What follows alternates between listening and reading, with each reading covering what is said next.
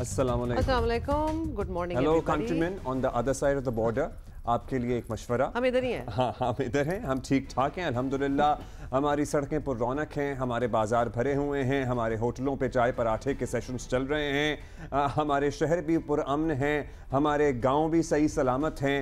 And आपके लिए एक मशवरा that please do not believe what your government is trying to tell you or rather sell you। मैं आपको एक बात बताऊं, इस वक्त जो जंग छिड़ी हुई है ना दोनों मुल्कों के बीच में, उसमें जो जीत रही है ना चीज़, वो है फेक न्यूज़। मतलब fake news is the only thing that is spreading like wild fire. Otherwise कोई फायर कहीं नहीं लगी हुई, सब कुछ ठीक चल रहा है। आपकी हुकूमत जो है वो हमारे हवाले से भी झूठ खबरें फैला रही है कि जी हमने रावलपिंडी जो है वो फतह कर लिया, लाहौर में ये कर लिया, कराची पोर्ट तो हमारे यहाँ ही है, उसको तो आग ही लगी हुई है, ये वो। आप अपने बारे में भी फेक न्यूज़ फैला रहे हैं कि अमृतसर में ये हो गया, भटिंडा में वो हो गया, यहाँ ये ड्रोन गिरा। This is all propaganda. Please wake up, please wake up. We are sitting in 2025। अब तक तो आप लोगों को ये इन्वेस्टिगेट अपने तय करना आ जाना चाहिए था कि कौन सी खबर सही है और कौन सी गलत है, क्योंकि इस वक्त सिर्फ जो जीत हो रही है वो फेक न्यूज़ की हो रही है। Propaganda, fake news, false information, false narrative. आप लोग इतने हम तवक्को कर रहे थे, या अब भी चलें तवक्को कर लेते हैं कि इतने तो समझदार होंगे कि AI generated voice over videos को डिफरेंशिएट कर सकें। सो पाकिस्तान के DGISPR की तस्वीर के ऊपर एक AI जनरेटेड वॉइस ओवर के साथ वीडियोस भी न्यूज़ चैनल्स उठा के रिपोर्ट कर रहे हैं, चला रहे हैं, सोशल मीडिया पेजेस तो दरकिनार कि परहैप्स आप शायद हमें नहीं देख पा रहे होंगे, वरना हम लिटरली आपको स्टेप बाय स्टेप सिखा भी देते कि फेक न्यूज़ को डिसेमिनेट, उसको किस तरह वेरिफिकेशन करते हैं, किस तरह फाइंड आउट करते हैं कि जी फेक न्यूज़ है। But of course you can't see us, क्योंकि आपने तो ऑब्वियसली हमारे ऊपर भी बैन लगाया हुआ है कि आप नहीं देख सकते किसी तरीके से ये बात आप तक पहुंच जाएगी। Trust us for our word कि हमने अभी तक आप पे कोई हमला नहीं किया है। जब होगा तो बताया जाएगा और दुनिया को भी पता लग जाएगा। और हम उन लोगों में से नहीं हैं कि हमारे यहाँ जो लोग शहीद हुए, हमने एक एक का नाम, एक एक की तस्वीर, तादाद, उनके जनाजे तक पूरी दुनिया में टेलीकास्ट किए हैं, क्योंकि हमारे मासूम निहत्ते शहरियों को निशाना बनाया गया है।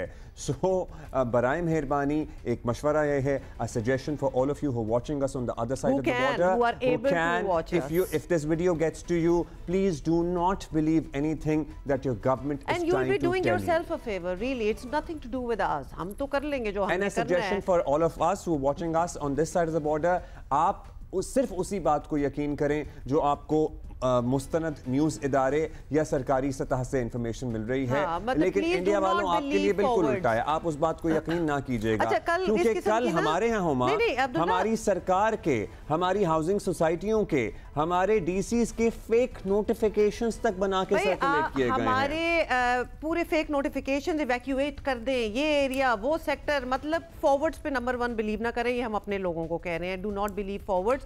Where I live, Huma, people were sending me कि तुम्हारे यहाँ ब्लैकआउट का है रात 7 से। ब्लैकआउट कहीं नहीं हो रहा। मैंने भी एक लम्हे के लिए सोचा, मैंने कहा, मैंने जो हमारी हाउसिंग सोसाइटी है उसके फेसबुक पेज पे जाके देखा कोई नोटिफिकेशन आया हुआ है, कुछ नहीं था। फिर मैंने अल्टीमेटली ना मगरिब की जैसे ही अजान हुई, मैंने देखा, मैंने कहा नहीं, तमाम शाहराहों की, मसाजिद की, घरों की लाइटें जल रही हैं।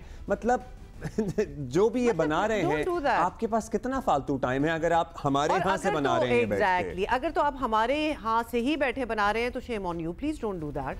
मतलब अक्रॉस द बॉर्डर। और उनका काम क्या है लिटरली, जो इस वक्त ये जंग का माहौल बना हुआ है, ये जो जंग का माहौल बना हुआ है ना, ये लिटरली उनके किसी फेमस, लगता है कि इंडियन फिल्म डायरेक्टर ने पूरी स्क्रिप्ट लिखी है और उसके तहत ये चल रहे हैं कि आज हम ये बताएंगे, परसों हम ये बताएंगे। तो शायद ब्लैकआउट वाला सीन भी शायद वहीं से आया हो। That, you know, credible journalists, people like Barkha Dutt are falling into this trap, and so many other names that we have grown up watching. अच्छा, कुछ वहाँ के भी बड़े नाम हैं जो कि ऑब्वियसली सहाफत है, टैलेंट है। पास्ट ईयर्स में हमने देखा है, इतनी लंबी उनकी जर्नी है। हम देखते रहे हैं कि उन्होंने अच्छा काम किया, लेकिन जो आज वो लोग कर रहे हैं, इट इज़ अनबिलीवेबल। मतलब आप लोग भी तस्दीक नहीं कर रहे। छापने से पहले, वीडियो जो है पैगामात देने से पहले, डू सम रिसर्च। और please, fake news is the biggest menace in this world आजकल।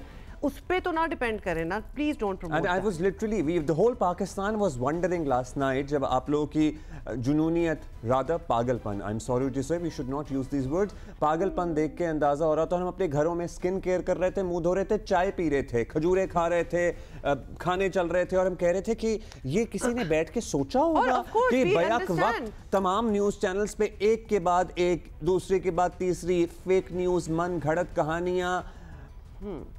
अच्छा जी, तो राफेल तैयार हूँ अभी तक जो सच है ना वो बस यही है। हाँ, तो आपको फिर एक दफा फिर हम बता, और हम आपको सच ही बताएंगे। राफेल तैयारों समेत 5 जंगी जहाज तबाह करवाने और दुनिया भर में अपना तमाशा बनवाने के बावजूद भारत को लगता है कि अभी तसल्ली नहीं हुई है, क्लियरली नहीं हुई है। भारत अब भी पाकिस्तान के खिलाफ जारी रखे हुए है, लेकिन सिवाय शर्मिंदगी और एम्बैरेसमेंट ही है, इससे कुछ हासिल नहीं हो रहा। और भारत ने कल लाहौर, कराची, रावलपिंडी, गुजरांवाला, चकवाल, अटक और बहावलपुर समेत मुल्क के मुख्तलिफ शहरों में 29 इजरायली साख्ता हेरोप ड्रोन भेजे, जिन्हें तबाह कर दिया गया। ऑफ कोर्स ये सब कुछ तो आपको अब तक पता चल ही गया होगा। लाहौर के इलाके वॉल्टन में 3 और रावलपिंडी में फूड स्ट्रीट में, एक्चुअली ये तो तस्वीरें भी आ रही थी, रेस कोर्स पे ट्रांजिट कैंप है, और स्कीम 3 के करीब भी 3 ड्रोन्स को गिराया गया है। फूड स्ट्रीट पे ड्रोन गिरने से जख्मी होने वाला नौजवान शहीद हुआ।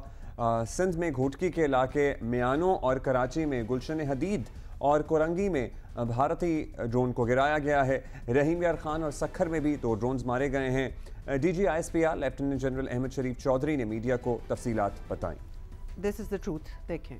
29 so drones have been neutralized. So मैंने आपको 25 बताए थे, another 4, 29, only 1 managed to partially engage its target जिसके लिए आया था ये, और उसमें थोड़ा सा इक्विपमेंट डैमेज हुआ है, और 4 हमारे फौजी जो भाई हैं वो उसमें ज़ख्मी हैं। लास्टली मैं ये कहना चाहूँगा कि अगर आप वहाँ देखें तो आपको उनके मीडिया में, उनकी सोसाइटी में वो एक इंजीनियर्ड वॉर हिस्टेरिया नज़र आ रहा है। ड्रिल्स की जा रही हैं, ये किया जा रहा है। इधर पाकिस्तान में जो लोग हैं बिल्कुल नॉर्मल बैठे हैं। Why? Because this is a battle hardened, not only army, ये बैटल हार्डन नेशन भी है। तो दे कांट अंडरस्टैंड कि यहाँ तो लोग हंस रहे हैं, खेल रहे हैं, कूद रहे हैं, अपना कारोबार कर रहे हैं, तो लोगों को परेशान करने के लिए, सोसाइटी में इस्तराब डालने के लिए चलो शहरों के ऊपर ड्रोन भेजते हैं।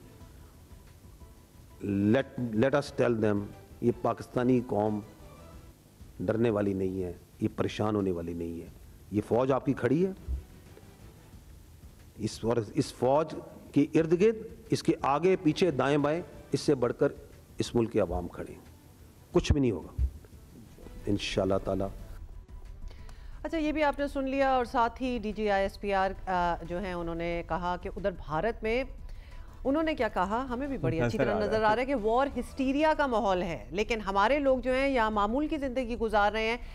और बाय द वे, मामूल की ज़िंदगी जब हम कहते हैं तो हमें टेंशन है, ऑफ कोर्स हम भी कंसर्न्ड हैं कि व्हाट इज गोइंग ऑन, लेकिन उस तरह खौफ ज़्यादा नहीं है, मर नहीं रहे हम लोग। मैं अपने बच्चों को स्कूल छोड़ के आया हूं अभी यहाँ पे, मतलब स्कूल भी चल रहे हैं, तो ऑफिस, मतलब हम बैठे हुए हैं इधर, तो क्योंकि पाकिस्तानी, ऑफ कोर्स शायद आप लोगों को नहीं पता कि बहादुर और सख्त जान कौम है। और साथ ही डीजी ISPR ने 2 टोक अल्फाज में कहा कि जब पाकिस्तान जवाब देगा तो दुनिया देखेगी और इसकी गूंज जो है वो भी सुनाई देगी। ये मैं आपको यकीन दिलाता हूँ, ये उनको भी अच्छी तरह पता है कि जब पाकिस्तान अपनी टाइम, प्लेस और अपने मीन से चूजिंग के साथ जब हमला करेगा, अगर वो हमला, जब व्हेन पाकिस्तान विल स्ट्राइक, तो हमें और आपको इंडिया के मीडिया की जरूरत नहीं उसे बताने की। The whole world will come to know, its reverberations will be felt everywhere, कि उन्होंने बताना है कि जी आज हमला हो गया, और फिर जो सा बार बार चलाई जाना ताकि कोई सुन ले, यार ये देखे पाकिस्तान ने हमला कर दिया। तो we are not dependent upon their media to tell them कि पाकिस्तान ने हमला किया, कितने किए, क्या किए। वो नज़र भी आएगा, उसकी गूंज भी सुनाई देगी। और हम तो ये सोच रहे हैं कल रात, आज जब सुबह उठे होंगे भारतीय हमारे दोस्त, सो उन्होंने ये अंदाज़ा किया होगा या इदराक हुआ होगा कि कल रात, पूरी रात उन्हें कितना बेवकूफ़ बनाया गया है। जब मैंने कराची पोर्ट वाली तस्वीरें देखी है ना, नहीं, अरे एक लाहौर पे कब्जा हो गया था, where I live, Abdullah, I can see the Karachi port. So I would just मैं मतलब पर्दा हटा के आई वुड सी कि कहीं आग लगी हुई, क्योंकि आग तो दूर से नजर आ जाती ना, खासतौर पे जितना वो लोग कह रहे थे कि मतलब तबाही हो गई है।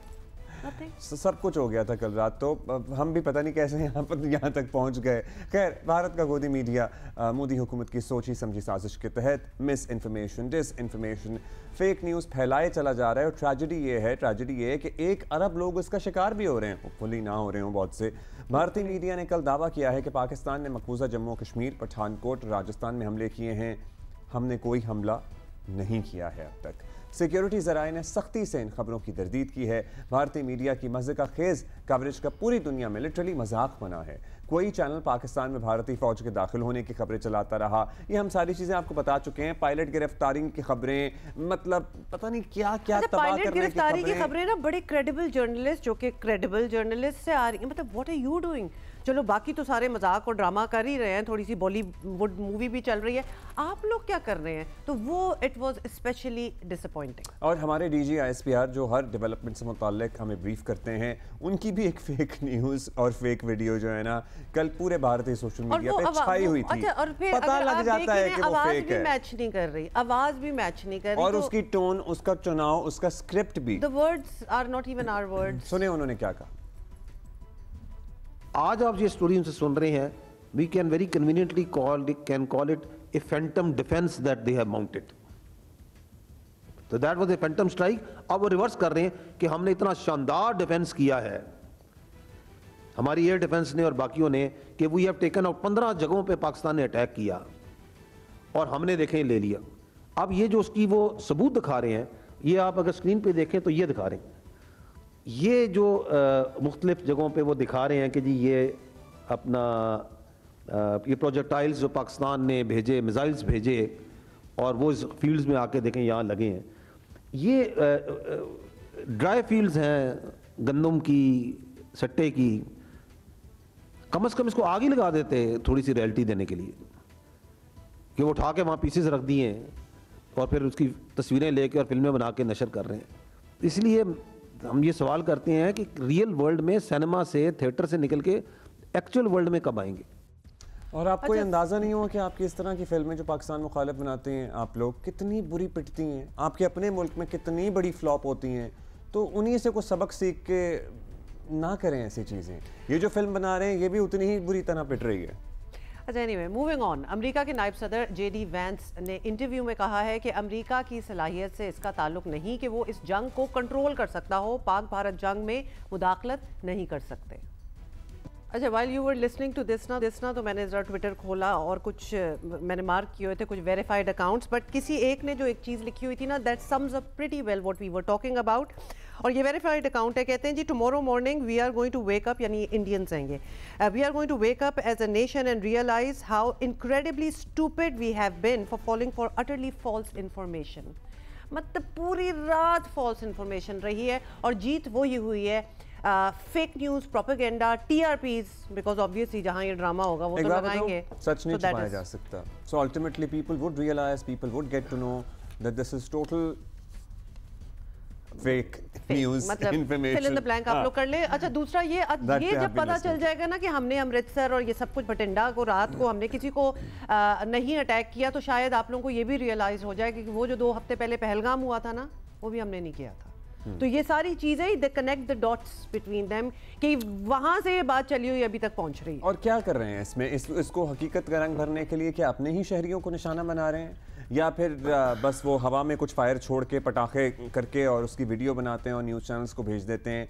ऑब्वियसली बाय डिज़ाइन किया जा रहा है। अच्छा, ये भी जरा सुने। अच्छा, अब सच को छुपाने के लिए अब उन्होंने तो राफेल तैयारों के बारे में कह दिया ना कि जब वक्त आएगा तब बताएंगे, शायद इलेक्शंस के बाद बताएंगे, इलेक्शंस के बाद बताएंगे, कब बताएंगे। लेकिन एक्स प्लेटफॉर्म को हज़ारों अकाउंट्स जिसमें बैनुल-अक़वामी खबर रसां इदारे हैं, एजेंसियाँ हैं, नामवर एक्स सारिफीन हैं जो ज़ाहिर सच बताते हैं, उनके अकाउंट्स बंद करने का हुक्म दे दिया है। सोशल मीडिया प्लेटफॉर्म का कहना है कि भारतीय हुकूमत ने 8000 अकाउंट ब्लॉक ना करने की सूरत में भारी जुर्मानों और जो मकामी कंपनी के मुलाजमीन हैं उनकी गिरफ्तारियों की धमकी दी है। उधर नायब वज़ीर आज़म इसहाक डार ने भारतीय ड्रोन भेजने को शर्मनाक करार देते हुए कहा है कि भारत को जो 2 दिन पहले शर्मिंदगी उठाना पड़ी है उसे मिटाने की कोशिश की जा रही है। करते रहे हैं जो कर रहे हैं। अब उन्होंने क्या कहा ये भी सुनिए। जो उन्होंने आज जो काम किए हैं, पाकिस्तान इस्लामाबाद से लेके साउथ ऑफ पाकिस्तान तक, कराची तक, करीबन 2 दर्जन जगह के ऊपर, वो शर्मनाक, अफसोसनाक और काबिल मुज़म्मत है। गालबन अपनी खिफत मिटाने के लिए जो उनके साथ हुआ 6 और 7 की दरमियानी रात को, ये एक कॉन्कॉक्टेड स्टोरी बनाई गई कि पाकिस्तान ने कल रात फिर इंडिया के अंदर एक किस्म के अटैक्स किए हैं in violation of the international law, और उसके नतीजे में आज जो कुछ हुआ है उसके नतीजे में हम कर रहे हैं। What a shame. अच्छा, बाज़ दिफाई तज्जियाकार जो हैं वो कह रहे हैं कि जिस तरह भारत ने अब ड्रोन भेजने शुरू कर दिए हैं, भारत कल कोई और हरकत कर सकता है, और अगर पाकिस्तान मुअस्सर जवाबी कार्रवाई नहीं करता, भारत अपनी जारियत से बाज नहीं आएगा। ज़ाहिर ऐसा ही लग रहा है कि पाकिस्तान शायद ऐसा ही करने जा रहा हो। वफाकी वज़ीर इत्तलात अता तारर ने कौमी असम्बली में पॉलिसी बयान देते हुए कहा कि भारतीय जारियत के खिलाफ पाकिस्तान का जवाब आएगा, ज़रूर आएगा, जल्द आएगा। पिछली दफा तो हमने यहां पे फैंटास्टिक टी पिलाई थी, अभी भी टी तैयार थी, यहां पे फैंटास्टिक टी वाज रेडी, मगर क्योंकि इस दफा दुश्मन भाग गया तो टी की हमने इस दफा होम डिलीवरी की है। आर्म्ड फोर्सेस को पूरा इख्तियार दे दिया है कि at a time place of their choosing वो भरपूर इसका जवाब देंगे। और जिस तरह उस दिन मिलिट्री स्पोक्स पर्सन ने कहा कि आप शुरुआत तो आपने कर दी, मगर आगे ये मामला कहां जाता है ये फैसला इंशाअल्लाह ताला हम करेंगे। रेस्ट अश्योर्ड जवाब आएगा, भरपूर आएगा। वैसे हम ये सोच रहे हैं कि अभी तो हमने कुछ किया नहीं है, तो उनका ये हाल है कि वो अपने सरों में खाक डाल रहे हैं, दीवारों से सर मार रहे हैं। अगर हमने जवाब देने का, जैसे आपको पता है, आयादा किया हुआ है और इरादा रखते हैं, तो उसके बाद क्या होगा, ये ज़रा सोच के मुझे परेशानी और टेंशन हो रही थी। हाँ, उनके लिए परेशानी हो रही थी। वैसे ये भी एक सोच हो सकती है कि क्या हमारा ना करना ही उनके लिए काफ़ी है, कि अभी हमारे ना करने पे उसी खौफ में वो मतलब खौफ में तितर-बितर हो जाएंगे, क्या हो रहा है, में अपनी कौम को मजीद खौफ में मुब्तला कर रहे हैं। वज़ीर आज़म शहबाज शरीफ की ज़ेर सदारत कल अहम इजलास हुआ। इजलास में वफाकी वज़रा, आला अस्करी हुक्काम, साबिक़ वज़ीर आज़म नवाज शरीफ भी शरीक हुए। इजलास के शुरका ने कहा कि अवाम बहादुर मुसल्लह अफवाज के पीछे खड़े हैं। इजलास में कौमी सलामती कमेटी के फैसलों पर अमल दरामद पर मुकम्मल इत्तफाक हुआ। कल एक और पेशरफ्त ये सामने आई कि अमरीकी वज़ीर ख़ारजा मार्को रूबियो ने वज़ीर आज़म शहबाज शरीफ से फ़ोन पर बात की। वज़ीर आज़म ने बताया कि भारत ने पाकिस्तान की खुद मुख्तारी, इलाकाई सालमियत की खिलाफ वर्जी की है। पाकिस्तान के अवाम शदीद गम गुस्से में हैं। अमरीकी वज़ीर ख़ारजा ने पाकिस्तान और भारत दोनों को कशीदगी कम करने के लिए मिलकर काम करने की ज़रूरत पर जोर दिया है। नायब वज़ीर आज़म और वज़ीर ख़ारजा इसहाक़ डार ने कल बरतानवी खबर रसां इदारे को इंटरव्यू में बताया कि पाकिस्तान और भारत के कौमी सलामती मुशीरों के दफातर के दरमियान राबता हुआ है। डायरेक्टर जनरल मिलिट्री ऑपरेशंस के दरमियान हॉटलाइन भी बदस्तूर काम कर रही है। अच्छा जी, we are going to be talking to a lot of people. Let's start with Zarmeen Zahra हमारे साथ हैं। ज़रमीन, कैसी हैं आप? ज़रमीन, सबसे पहले तो आपसे यही पूछेंगे कि वज़ीर आज़म की ज़ेर सदारत जो कल इजलास हुआ है, जिसमें ऑब्वियसली वफाकी वुज़रा थे, आला अस्करी हुकाम थे, क्या फैसले हुए, क्या बात हुई? देखिए, सबसे पहले तो ये कि भारत की जानिब से जो जाहरियत पाकिस्तान पर मुसल्लत की गई है, पाकिस्तान ने उसका सिर्फ जवाबी कार्रवाई का सिलसिला जारी किया है। अभी तक हमने कोई डायरेक्ट अटैक जो है वो नहीं किया। कल जो इजलास हुआ है उसमें भी यही फैसले किए गए। एक तो पहले जो कौमी सलामती का इजलास हुआ तो उसमें तमाम तर इख्तियारात फ़ौज को दिए गए थे और यही कहा गया, मजम्मत की गई तमाम काबीना अरकान की जानिब से, और यही कहा गया कि भारत की जानिब से जो ये जाहरियत का मुजाहरा किया जा रहा है ये काबिल कबूल नहीं है किसी भी सूरत। कल भी जिस तरह से हमने देखा कि ड्रोन हमले किए गए हैं, पाकिस्तान के मुख्तलिफ शहरों में 29 ड्रोन जो हैं वो भेजे गए हैं, जो कि मुख्तलिफ जगहों पर गिरे और सिविलियंस आबादी को इन्होंने मुकम्मल तौर पर निशाना बनाया।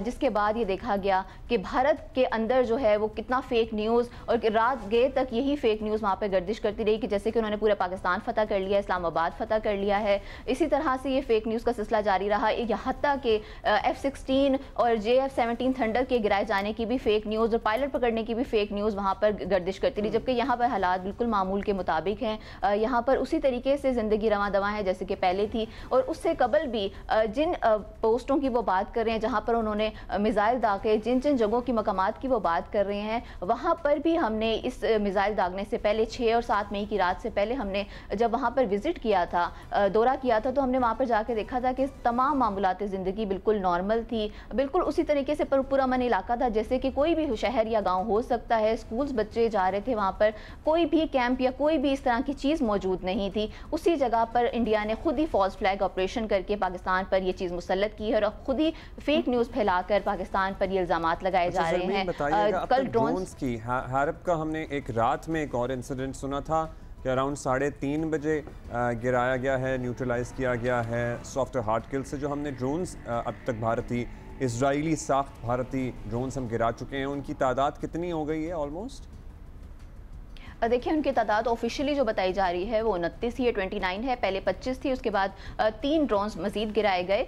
हेरोप ड्रोन्स इसराइली साख्ता टेक्नोलॉजी है जो कि हवा में उड़कर खुदकुश एक सुसाइडल आप जिसको ड्रोन कह सकते हैं, जो कि हवा में उड़कर उसके बाद खुद को नीचे गिराता है टारगेट की तरफ, रिडार की तरफ ये खुद चला जाता है और खुद को वहाँ पर रिडार के अगर सिग्नल्स होते हैं ऑन होते हैं तो वहाँ पर जाकर ये बिल्कुल फट जाता है। इसका मकसद, इसके 2-3 मकासद हो सकते हैं। एक तो ये होता है कि जो भी वार ओपोनेंट होता है वहाँ पर जाकर उनकी एनर्जी को, उनकी फाइटिंग एनर्जी को एग्जॉस्ट करना। दूसरा इसका मकसद एयर डिफेंस सिस्टम को चेक करना भी हो सकता है, जबकि कल हमने कुछ माहिरीन से बात भी की थी तो उनका ये कहना था इसका मकसद ये भी हो सकता है कि कोई भी किसी बड़ी कार्रवाई से पहले का ये पेश खैमा भी हो सकता है। सो इसके 2-3 मकासद हो सकते हैं, लेकिन ये एक नॉर्मल चीज़ है कि ड्रोन जो है एक दूसरे के ममालिक में भेजे जाते हैं, कोई भी इस तरह की जंगी सूरत हाल होती है तो, और वहाँ पर जाकर सिस्टम्स को चेक किया जाता है, देखा जाता है कि क्या सूरत हाल है। इंडिया इस चीज़ का फायदा भी दुश्मन के ट्रैप में आए बगैर इनको डिफ्यूज़ किया है, सॉफ्ट एंड हार्ड किल किया है, क्योंकि इनका मकसद यही था कि अब इन्हें अगर एंटी मिसाइल या एंटी एयरक्राफ्ट या अपने डिफेंस सिस्टम से इसे लॉक कर लेते तो ये उसकी सारी इंफॉर्मेशन जो है वो रिले करता है। ये भी हम बड़ी चीज़ नोटिस कर रहे हैं कि लोगों के सवाल भी ये है कि भाई हम क्यों नहीं एंगेज कर रहे हैं, हम क्यों नहीं उनको मारे, why are we letting them come. तो this is very proactive and intelligent कि आप ना अपने आप को ना एक्सपोज करें। लेकिन यही सारी बात है कि कुछ फैसले जो हैं, कुछ मंतक जो है वो जो एक्सपर्ट्स हैं वहाँ तक ही छोड़ देनी चाहिए और आम स्पेकुलेशन नहीं होनी चाहिए। हमें मेरा ख्याल है बहसीत कौम ये तसल्ली रखनी चाहिए कि हम महफूज हाथों में हैं और अब तक हमें ये तसल्ली हो जानी चाहिए। ज़मीन आप हमारे साथ हैं, ज़रा हम आज हम जिस चीज़ से बात करेंगे हम ज़रा मूड भी असेस करना चाहते हैं। तो आप ऑब्वियसली वहाँ बैठी हुई हैं, इस्लामाबाद में हैं, tell us the mood in the city. देखिए मूड बिल्कुल उसी तरीके से है जैसे कि पहले इस्लामाबाद में होता है। मीम्स, मैं लोगों के स्टेटस आज ही देख रही थी तो लोग मीम्स शेयर कर रहे हैं और लोग ये कह रहे हैं कि भारत ने तो इस्लामाबाद भी फतह कर लिया, सिर्फ हमारा घर ही बच गया जहाँ पे हम बैठ के हम ये पोस्ट कर रहे हैं। सो इस तरह का माहौल है और बहुत ही नॉर्मल रूटीन है।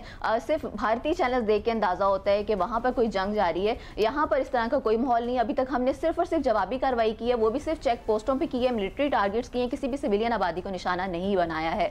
इसी तरीके से भारत के अंदर जो इल्ज़ाम तराशी का सिलसिला पाकिस्तान पे जारी है, जिसमें कहा गया है कि पायलट्स भी गिरफ्तार कर लिए गए हैं, F-16 और JF-17 थंडर तैयारे जो हैं वो गिराए गए हैं। ये सब फेक न्यूज़ जो है पाकिस्तान को किसी भी तरीके से इफेक्ट नहीं कर रही, इस्लामाबाद के शहरियों को जैसे कि हम पहले भी कह रहे थे कि the real hero of this situation जो बनी हुई है पाकिस्तान और इंडिया के बीच में, that is fake news. Zarmeen, thank you for updating us, for being with us. अच्छा, ये बड़ा मैनेज है जी, और ये हम बड़े अरसे से, ये नहीं कि हमने आज ये बात करना शुरू की है, 1-2 साल हो चुके हैं शायद उससे ज़्यादा, कि जहां हम द नेगेटिव इफेक्ट्स जो कि अब हम बहुत बड़ी तरह हमें नज़र आ रहे हैं और फेक न्यूज़, फेक नैरेटिव, ये बहुत वाज़े होना स्टार्ट हो गया है। इसको कैसे कंट्रोल किया जा सकता है? इस पे बहुत रिसर्च हो चुकी है, बहुत पढ़ाई हो चुकी है, दुनिया में इस पे मकाले लिखे जा रहे हैं अभी भी। लेकिन जिसने नहीं समझना उसने नहीं समझना भाई, ये भी तो चल रहा है ना साथ-साथ। फिनोमेना है, ये एक साइंस है कि हाउ डज दिस वर्क, ये कैसे अफेक्ट करती है सोसाइटीज़ को, नेशंस को, मुल्कों को, कौमों को। निगत दाद साहिबा हमारे साथ मौजूद हैं, एक्सपर्ट हैं इन मामलात की। निगत साहिबा, आपसे यही जानना चाहेंगे, ज़ाहिर है हम कलेक्टिव विजडम को चैलेंज नहीं कर रहे, लेकिन एट द सेम टाइम क्या इतनी बड़ी कौम कलेक्टिवली फेक न्यूज़ का शिकार बन सकती है, या वहाँ पे भी आपको लगता है कि लोग हैं who know that this is all false? निगत, इसमें ये भी ऐड कर दें, ये पर्सनल चॉइस वाली बात बन गई है। अभी निगत हमारे साथ नहीं है, वो आएंगी, लेकिन ये सवाल बनता बहुत ज़रूरी है अब्दुल्ला कि ये बड़ी पर्सनल चॉइस वाली बात है कि अगर मैंने मानना है तो मानना है, और अगर मैंने नहीं मानना तो नहीं माना, मतलब एज डम एज इट माइट साउंड, लेकिन अगर कोई नैरेटिव आपकी अपनी सोच से के मुताबिक मैच कर रहा है तो then you don't want to investigate. ये भी एक बड़ी चीज होती है। फिर तो we should as a nation feel so much better कि हम सवाल करते हैं। नहीं, एग्जैक्टली हम सवाल करते हैं, लेकिन वो जो और हम एनालाइज करते हैं और हम क्रिटिकल होते हैं। बट हमारे यहाँ भी लोग हैं, लेट्स बी फेयर, हमारे यहाँ भी लोग हैं जो कि पूछे समझे बगैर फॉरवर्ड भी कर देते हैं, सुन भी, मतलब वो they want to believe something, they will believe something. और ये बिफोर दिस वॉर हिस्टीरिया से पहले की हम बात भी कर रहे हैं। लेकिन हम कुछ आपको in the mean time while we wait for Nighat to join us, हम आपको कुछ ट्वीट्स जो हैं वो पढ़ के सुनाते हैं। अच्छा, this is from the other side of the border, जहां some better sense in some people is also prevailing, जो अपने ही लोगों को बताने की कोशिश कर रहे हैं कि भाई मत करो, मतलब you are making a मजाक। अच्छा, ये बड़ा अच्छा लगा।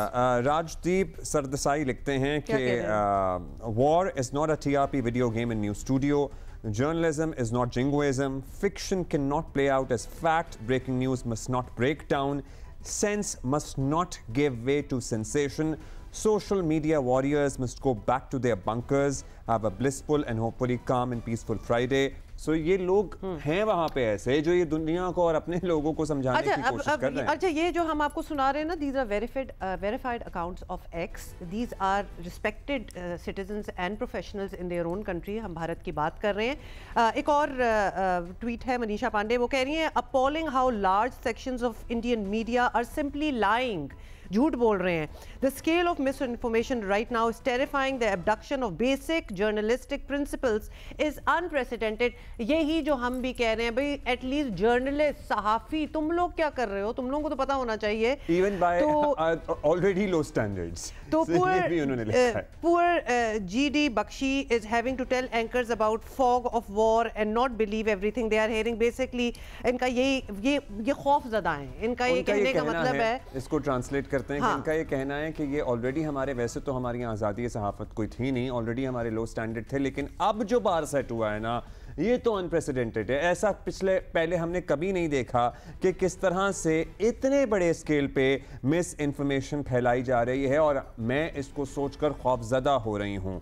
ये सारिफ ये लिखती हैं, मोहित चौहान लिखते हैं कि आज तक हैज़ डिस्ट्रॉयड कराची पोर्ट, मतलब उनका जो आज तक एक न्यूज़ चैनल है, उन्होंने कराची पोर्ट को अपनी खबरों में तबाह कर दिया है। जी मीडिया एक और न्यूज़ चैनल है जिसने इस्लामाबाद तबाह कर दिया है। रिपब्लिक टीवी ने अरेस्ट कर दिया है हमारे यहाँ फौजी अफसरान को, और दीगर कुछ लोग हैं, उन्होंने हमारा पूरा मुल्क ही सफाई हस्ती से मिटा दिया है।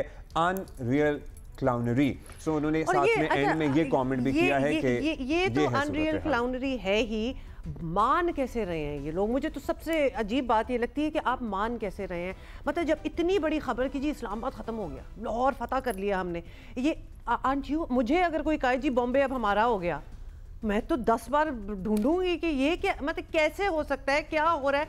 आपको अपनी रिसर्च करनी पड़ेगी, आंखें बंद करके मानना जाए। इसमें तो रिसर्च की भी जरूरत नहीं है, जो एआई वीडियोस चला रहे हैं वो तो देख के पता लग जाएगा। तो थोड़ी सी, तो देख के उसमें आपको कोई रिसर्च नहीं करनी है। अगर आप थोड़ी भी मतलब समझ सूझबूझ रखते हैं तो, और पर्टिकुलरली नौजवान, वो अपने वालिदैन को समझा। अच्छा, फिर डॉक्टर यादव है, ये भी इनका भी वेरीफाइड अकाउंट है इधर एक्स पे, उन्होंने काफ़ी क्लिप्स वगैरह लगाए हुए हैं। अब हम ऑब्वियसली वो क्लिप्स तो नहीं आपको दिखा सकते, of some Indian news channel, जिसमें बहुत ही शायद रौला मच रहा होगा, बहुत से लोग मुझे नजर आ रहे हैं उसमें, लेकिन उन्होंने ऊपर लिखा है proper clownery show by Indian media, watch, laugh and move on, just don't trust them.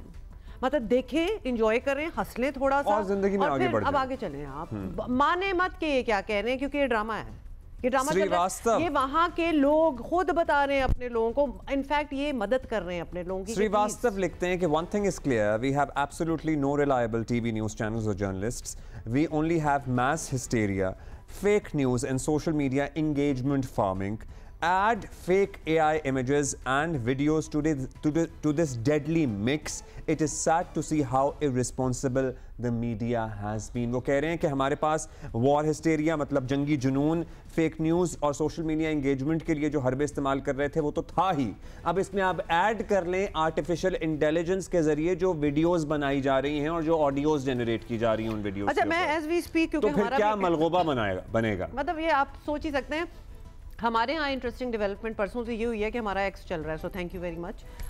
whoever decided, और जिस भी रीज़न से है, तो हम बड़े इजीली अभी VPN के बगैर एक्स देखना स्टार्ट हो गए हैं। तो उसमें you are very right, you earlier mention Barkha Dutt, जो कि एक बड़ा रिस्पेक्टेड नेम है। हम भी मानते हैं भाई, जो उधर भी रिस्पेक्टेड जर्नलिस्ट रहे हैं उनको हमने भी देखा है, उनको हमने भी पढ़ा है, लेकिन वो भी इस किस्म की अब खबरें दे रहे हैं जिस तरह के बरखा दत्त का खुद ये आप उनके एक्स पे जाएं, उनकी वीडियो है, इनफैक्ट उन्होंने लिखा भी नहीं है, वो खुद सामने आई हैं और उनका ये कहना है कि एक पाकिस्तानी पायलट जो है वो इंडियन कस्टडी में है, जहाज़ गिराया गया है, एक पायलट जो है वो हमने पकड़ लिया। What are you talking about Barkha? Please not from you. मतलब आपका तो वो स्टेचर और स्टेटस है कि आपको तो लोगों को समझाना चाहिए, उनको एजुकेट करना चाहिए। हमारा नेक्स्ट स्टेप ये भी हो सकता है कि किसी को वो टोपी, जिस तरह अपनी फिल्मों में पाकिस्तानी दिखाते हैं ना, टोपी का तस्बीह और सुरमा जनाब करते हुए सुरमा डाल के किसी को बॉलीवुड के सेट से पकड़ के लेके और कहें ये देखिए ये हमने पकड़ा है। अच्छा, enough of that. Now we are going to speak with निगत दाद. Now निगत, good morning, क्या हाल है आपका? अच्छा निगत, आप हमें यकीनन I'm assuming कि आप लाहौर से हमें ज्वाइन कर रही होंगी। एक तो लाहौर का अहवाल भी हमें बता दीजिएगा, क्योंकि आज हम जिससे भी बात कर रहे हैं ना, we want to know कि आपके शहर में क्या हो रहा है, नंबर 1। नंबर 2, निगत, जब किसी ने फेक न्यूज़ नैरेटिव मानना है, अब ये ना आप हमें बताना कि हम किस तरह डिसाइफर कर सकते हैं। जिसने मानना है उसने तो मानना है, अब हम क्या करें इस बारे में? सबसे पहली बात तो है कि मैं लाहौर में नहीं हूँ, सो मैं आपको लाहौर का नहीं बता सकती, लेकिन ये कि बहुत सी जो लाहौर से खबरें आ रही थी, I was constantly in touch with my team. हम लोग काफ़ी ज़्यादा जब से ये हालात शुरू हुए हम ऑनलाइन स्पेसेस मॉनिटर कर रहे हैं। मिस इन्फॉर्मेशन, डिस इन्फॉर्मेशन को हमने 1-2 रिपोर्ट्स भी रिलीज़ की हैं बहुत क्विकली, स्पेशली जियो ब्लॉकिंग पे जो पाकिस्तानी जर्नलिस्ट और मीडिया ऑर्गेनाइजेशंस, उनको जियो ब्लॉक किया गया है। इंडिया में OTT जो है वो भी ब्लॉक कर दिया गया है, तो there is complete blackout India में पाकिस्तानी जर्नलिस्ट का या न्यूज़ मीडिया का, तो वो हमारी तो कोई खबर वहाँ पे नहीं जा रही। बट ये कि बहुत ज़्यादा हम लोगों को जो मॉनिटरिंग में नज़र आया है कि रात के वक्त एक तूफान खड़ा होता है मिस इन्फॉर्मेशन, डिस इन्फॉर्मेशन का ऑनलाइन स्पेसेस में, और वो ज़्यादा जो है वो एक तरफा है, पाकिस्तान से भी है लेकिन बहुत ज़्यादा दूसरी साइड से आ रहा है। तो उसमें हम लोग ये कोशिश करते हैं कि लोगों को मुसलसल ये बताएं, पाकिस्तान में भी और पाकिस्तान से बाहर भी, कि प्लीज़ बी वेयर ऑफ ऐसी इंफॉर्मेशन जो कि बहुत सेंसेशनल है, जो कि आपको पता नहीं चल रहा कि ये डीप फेक है, लेकिन ऐसी जो खबर आप जिस पे यकीन करना चाहिए, चूँकि ऑलरेडी लोग बायस भी हैं, और ये जियो पोलिटिकल हमारा एक ऐसा पाकिस्तान, ये जो हमारा खित्ता है ये ऐसा है कि यहाँ पे डीप फेक, मिस इन्फॉर्मेशन बहुत ज़्यादा अपना काम दिखा रही है। और अच्छा निगत साहब, आपसे पूछना है, हम कुछ टिप्स भी लोगों को साथ में दे दें, वैसे तो पता नहीं उसका कोई फ़ायदा होगा क्योंकि आवाज़ ही बंद हुई भी है। मोहम्मद जुबैर एक सारिफ हैं, वो लिखते हैं कि एक वीडियो लगाई हुई थी कि कराची में ये जो बम गिरा है उसकी वजह से आग लगी हुई है सड़कों पे। सो उन्होंने कहा जी, old video Philadelphia after a plane crash is added, later the audio is added to this video, nothing to do with Karachi. So अच्छा, by the way, can we just mention here कि ये जिन्होंने video लगाई है बड़े credible वहाँ के सहाफ़ी हैं, मोहम्मद जुबैर, वो भी ये बताने की कोशिश कर रहे हैं कि प्लीज ना मानो ऐसी चीज़ों को। हाँ। जी सो अब निगत, हम क्या मतलब ये आसान है लोगों को बताना या बड़ा मुश्किल काम है जहाँ इतनी बड़ी आबादी से का इन क्वेश्चन हो कि आप नहीं शायद लोगों को समझा सकते, बता सकते, या अगर नौजवान पढ़ा लिखा जो हम एज्यूम करते हैं कि हैं उधर लोग, वो खुद ही थोड़ी C Google reverse image search करके देख लेंगे कि ये गलत है। बिल्कुल, ये जो इमेजेस के हवाले से है वो भी गूगल की जो सर्च इमेजेस रिवर्सल है उसके ज़रिए से आप देख सकते हैं, लेकिन और भी बहुत से टूल्स हैं। लेकिन आई थिंक अब्दुल्ला, यहाँ पे जो एक जिंगोइज़म का एक इमोशन है दूसरी साइड से बहुत ज़्यादा है, तो वहाँ पे आप जितना भी लोगों को अवेयरनेस रेजिंग दे दें वो वही बिलीव करेंगे जिसके हवाले से उनका बायस है। लेकिन ये कि जैसे ज़ुबैर जैसे लोग हैं, जियो फैक्ट चेक है, बहुत सी ऐसी और भी ऑर्गेनाइजेशंस हैं जो कि मुसलसल फैक्ट चेकिंग कर रही है, तो हम बार बार लोगों को ये कह रहे हैं कि प्लीज अनवेरीफाइड न्यूज ना फैलाएं। ऑफ कोर्स लोग पैनिक हो जाते हैं जब आप कहीं पे बैठे हो, आपको फायरिंग और धमाकों की आवाज आ रही हो, और मेरे ख्याल में ये उनके फिर 8000 अकाउंट्स एक्स को कह दिया जाता है ना ब्लॉक करने का, वो हो पाएंगे? वो फिर वो क्योंकि वो सच बोल रहे होते हैं और जिसको पता होता है कि जी हम तो झूठ फैला रहे हैं, वो कहते हैं कि जल्दी से इसको तो ब्लॉक करो। वो तो अपने भी लोगों को ब्लॉक कर रहे हैं जो सच की तरफ जाने की कोशिश कर रहे हैं। क्योंकि पूरी एक प्रोपेगेंडा मशीनरी है जो इस वक्त चल रही है, और जो बहुत कम लोग हैं जो कि फैक्ट चेकिंग इस वक्त कर रहे हैं या वेरीफाई न्यूज़ को कर रहे हैं, लेकिन ये बहुत ज़रूरी है कि जो जी निगत, हमारे लोगों के लिए, क्योंकि ऑब्वियसली मुझे नहीं लगता कि वहाँ अभी हमें कोई सुन रहा होगा या सुन सकते होंगे अगर वो चाहें भी, आप बताएं हमारे लोगों के लिए, क्योंकि हमारे यहाँ भी ये होता है ना कि पहली चीज़ फॉरवर्ड हुई व्हाट्सएप पे बिलीव कर ली, और ख़ासतौर पे हमारी जो ओल्डर जनरेशन है वो तो हाय हाय करके कि ये भी हो गया वो हो गया, and I well you know older people को I don't blame, but is there one thing that you could recommend like a tool that you are mentioning कि जी इधर जाके आप चेक कर लें, आपको पता चल जाएगा ये खबर सच है कि झूठ है? मतलब आपने जब चेक करना होता है निगहत, तो आप सबसे पहली चीज क्या करती हैं? अच्छा, मैं तो सबसे पहले जो एक्चुअल ज़राए होते हैं, मिसाल के तौर पे मैं हुकूमती जो नुमाइंदे हैं उनकी वो देखने की कोशिश करती हूँ, लेकिन किसी एक पे इक्तफा नहीं करती हूँ। मुझसे काफ़ी ज़्यादा मैं डिपार्टमेंट्स, मिनिस्ट्रीज़ और मुख्तलिफ नुमाइंदों को देखने की कोशिश करती हूँ, चाहे वो वेरीफाइड भी हों, और फिर मैं मैच करने की कोशिश करती हूँ क्या सबका जो बयानिया है वो मिल रहा है या कहीं पे कोई वो फ़र्क है। ट्रेजेडी ये है कि हम लोगों को ये कहते थे कि सोशल मीडिया पे फैलाई हुई बातों पे यकीन ना करें, क्रेडिबल न्यूज़ सोर्सेज देखें। जब credible mainstream news channels ही फेक न्यूज़ फैला रहे हों तो फिर तो लोगों को यही कहना पड़ता है कि जो ये बता रहे हैं ये सब झूठ है, इस पे ना बिलीव करें, जिनका काम ही खबर देना है। जी, सब न्यूज़ मीडिया चैनल्स भी ऐसे नहीं हैं अब्दुल्ला, कुछ ऐसे भी हैं जो कि अच्छी खबरें भी दे रहे हैं, लेकिन हम other side of the border की बात कर रहे हैं। Most of them, all of the main stream news media channels, जो रात उनकी हालत थी वो आपने देखी होगी।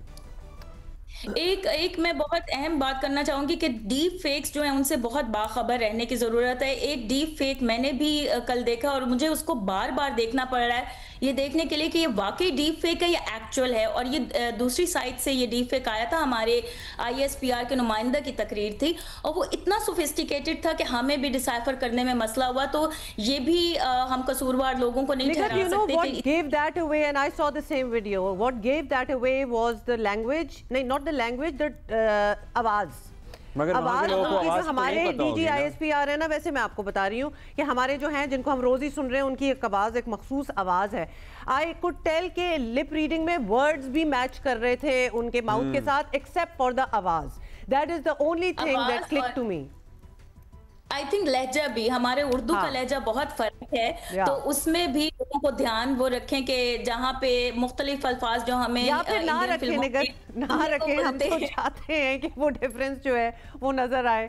तो यस, लेकिन चीप डीप फेक्स भी बहुत ज्यादा हैं जिनको बहुत आराम से आपको पता लग सकता है, तो प्लीज़ वो भी ना फैलाएं। मजाक की सूरत में भी लोग बहुत ज़्यादा फैला रहे हैं, लेकिन हर किसी को इतना ऑनलाइन मजाक या और मीम्स समझ में नहीं भी आती हैं, तो वो भी लोग कोशिश करें कि ना इस तरह का फैलाएं, क्योंकि कोई भी आम लोग जिनको नहीं पता डीप फेक्स क्या है वो उन पे आराम से बिलीव भी कर सकते हैं, या जो बहुत ही बिगॉटेड हैं, मिसोजिनी है या सेक्सिस्ट हैं, वो उसको और फैलाएंगे। मैंने पाकिस्तानी वुमेन पॉलिटिशियंस की बहुत ही बेहुदा डीप फेक्स देखे हैं, और वो मजाक में हमारे अपने ही लोग जिनको एक पॉलिटिकल पार्टी पसंद नहीं या दूसरी पॉलिटिकल पार्टी पसंद नहीं है वो फैला रहे हैं। तो प्लीज इस मौके पे उससे गुरेज करें, क्योंकि ये तो एक कौमी मामला है, बजाय ये कि हम आपस में ही एक दूसरे के मसलों में डीप फेक और इस तरह के। निगहत, बहुत अच्छी आपने ये बात की है कि हम दूसरे को क्या सिखाएंगे, पहले हम अपने आप को ठीक करें। The way we spread this, मजाक में चल रहा होता है, कोई चीज फनी लगी, पता है झूठ है,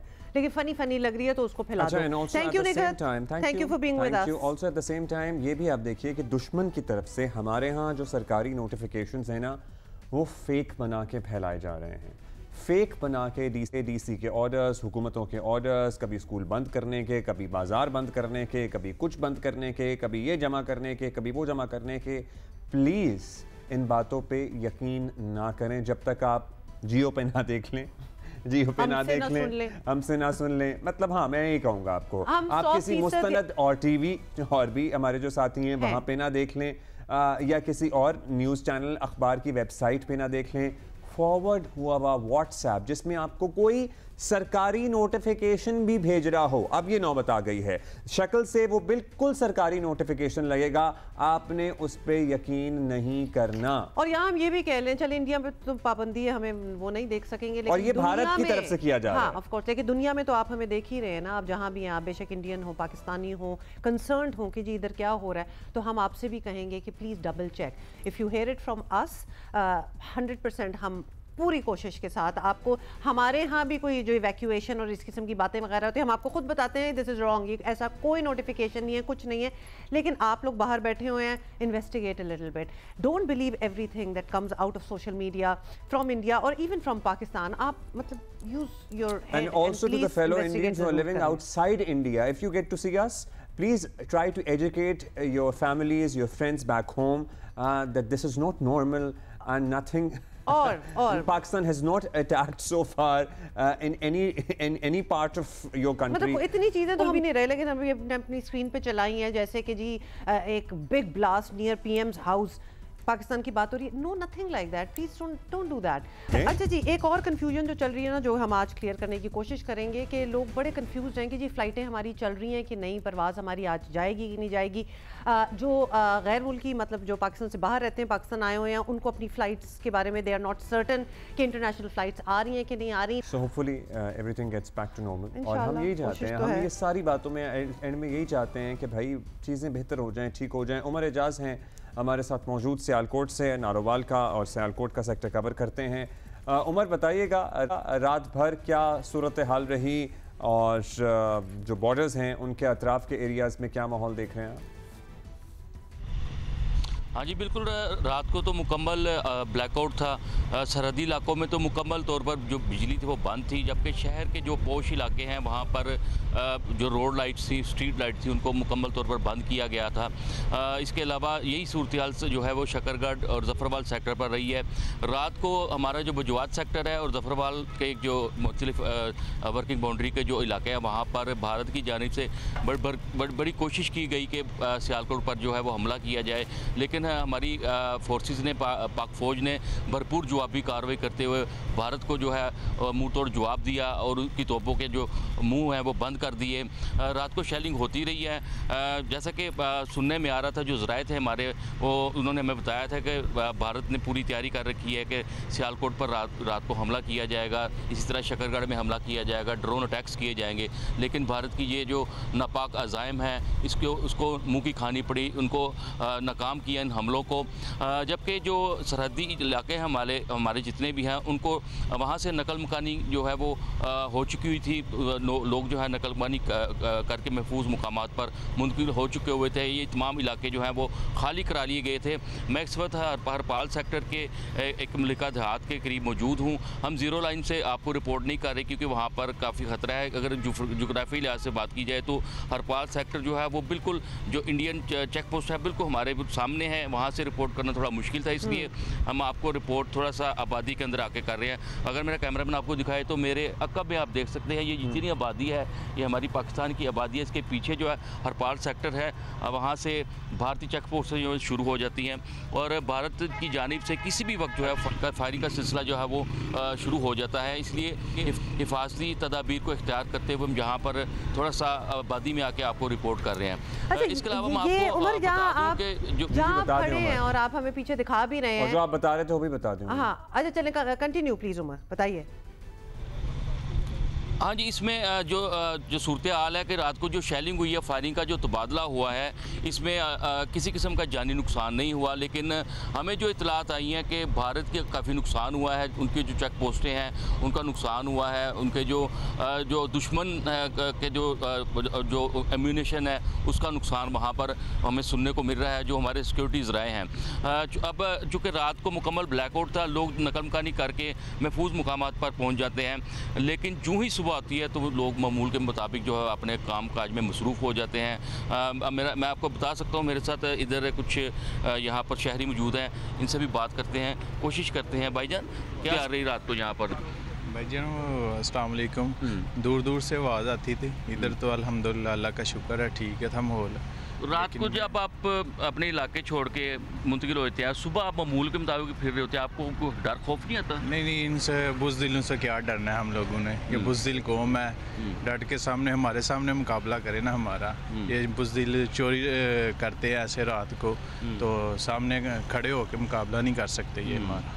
अच्छा, आप ये बताएं कि आपके जो माल मवेशी हैं, बाकी जो आपका साजो सामान जो आप छोड़ के जाते हैं, वो महफूज है? जी अल्हम्दुलिल्लाह वो महफूज है। अच्छा, यहाँ पर आपने जो एक यहाँ का इलाका मकीन का इस इलाके का जो शहरी था, आपने उसकी ज़ुबानी सुना, उनका ये कहना है कि मामूल के मुताबिक हम अपने काम काज में मसरूफ़ हो जाते हैं, सिर्फ रात के वक्त अपनी जो फैमिलीज़ हैं उनको मुंतकिल किया जाता है दूसरे मुकामात पर, जबकि इन इलाकों में जो लोग हैं वो चंद अफराद इन देहातों में मौजूद ज़रूर होते हैं, सिर्फ अपने माल मवेशी और दीगर सामान की हिफाजत के लिए। राइट उमर, बस यही आपने तो हमारी बात ही करवा दी एक शहरी से, और पूछना भी हम यही चाह रहे थे कि सेंस और क्या मूड है। ये लें जी, अगर आप लोग दे, बहुत शुक्रिया उमर एजाज फॉर रिपोर्टिंग। ये मतलब एक आपने कामनेस देखी थी उस शख्स के, वो उधर ही रहते हैं और जो बात कर रहे थे कि इसलिए वो पैनिक जो शायद इंडिया चाहता है कि हमारे यहाँ क्रिएट हो, वो नहीं हो रहा। सॉरी। और कल वो जो कोशिश थी ना ड्रोन्स भेजने की, वो यही थी कि वो पैनिक क्रिएट हो हमारे शहरों में, लेकिन अल्हम्दुलिल्लाह नहीं हुआ। नहीं हुआ। So and we are not going to say try harder, don't. We are going to advise you to back off. और पता है क्या है, वो कर लें आप लोग। देखिए, हम वो कौम है जो हम लोग पर्टिकुलरली एक पूरी जनरेशन जो है दहशतगर्दी का सामना करते हुए बड़ी हुई है। जब हम अपनी मस्जिदों में जाते थे, जब हम अपने जुलूस जलसों मजालिस में जाते थे, हमें नहीं पता होता था कि ज़िंदा बच के आएंगे कि नहीं आएंगे। जुमे की नमाज़ पढ़ने जाते थे तो वालिदैन ये सोचते थे कि पता नहीं आएंगे या नहीं आएंगे। हम लोगों ने ये वक्त देखा हुआ है। सो ये कौम बहुत बहादुर है। हमने दहशतगर्दी की इफरीत को शिकस्त दी हुई है, दहशतगर्दों से हम नबर्द आज़मा रहे हैं। सो मतलब, और ये जो अक्रॉस वो कह रहे थे ना लाइन, ये रात को फायरिंग होती रही एंड ऑल दैट, मतलब don't waste your I don't know energies on that, because यहाँ कोई डरने नहीं वाला आपसे। अच्छा जी, खेलदास कोहिस्तानी साहब हमारे साथ मौजूद हैं जी, और मुस्लिम लीग नून के रहनुमा हैं, उनसे ज़रा मालूम करेंगे और एक पर्सपेक्टिव ये भी लेंगे कि किस तरह जब इस तरह का कड़ा वक्त आता है, तो चाहे वो हिंदू हो, सिख हो, ईसाई हो, मुसलमान हो या कोई और माइनॉरिटी से ताल्लुक़ रखता हो, सब सिर्फ पाकिस्तानी बन जाते हैं और पाकिस्तानी अफवाज के साथ शाना बशाना खड़े होना चाहते हैं, और सब एक ही आवाज़ में पाकिस्तान जिंदाबाद का नारा बुलंद करते हैं। जी खेलदास साहब, यही जज्बा है जो हमारे हिंदू पाकिस्तानी बहन भाई हैं उनमें महसूस किया जा रहा है? जी अब्दुल्ला, गुड मॉर्निंग। बिल्कुल यही जज्बा है, और मैं आपको बताऊं, पाकिस्तान भर में गुरुद्वारों में, मंदिरों में और चर्चेज़ में हिंदू बिरादरी, मसीह, सिख वो दुआएं और प्रार्थना अपने वतन पाकिस्तान के लिए और अपने अफवाज और अपने उन जवानों के लिए मंदिरों में भी दुआएं कर रहे हैं, गुरुद्वारों में भी और चर्चेज़ में।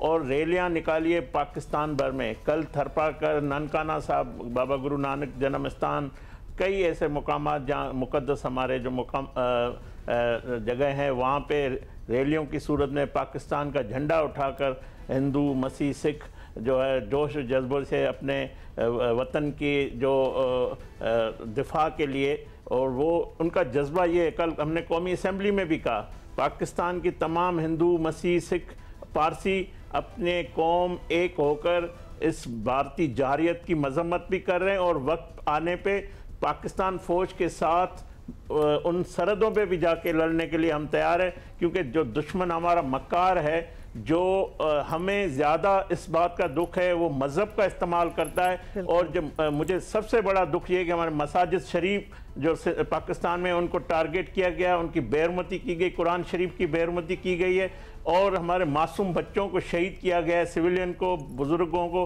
तो ये जो मैं समझता हूँ जंग नहीं, ये दहशतगर्दी है। युद्ध अर्जन करता है रावण का, जो मोदी ने लिबास पहना हुआ है, तकब्बुर और घमंड, और ये हम उनका तकब्बुर और घमंड तोड़ेंगे, और उसको उसी जिस तरह रावण ने को शिकस्त मिली थी, इसी तरह इनको शिकस्त मिलेगी।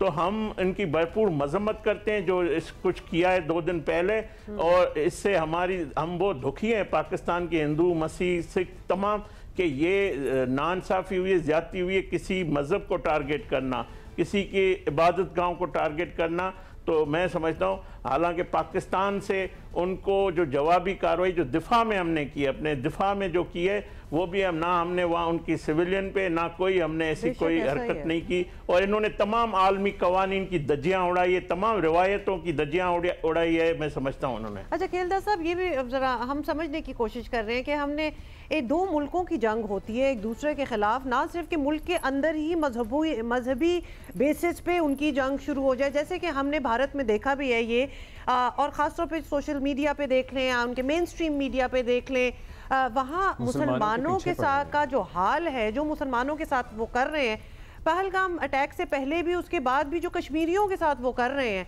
मतलब वो क्यों नहीं समझते कि ये हिंदुस्तान में रहते हैं, ये भी हमारे भाई हैं, बेशक मज़हब इनको जो भी हो, मतलब हमारे यहाँ वो डिविजन्स नहीं हैं जो इंडिया में है, और इंडिया में तो अब दुनिया के लिए भी बड़ी नुमाया हो रही हैं ये डिविजन्स।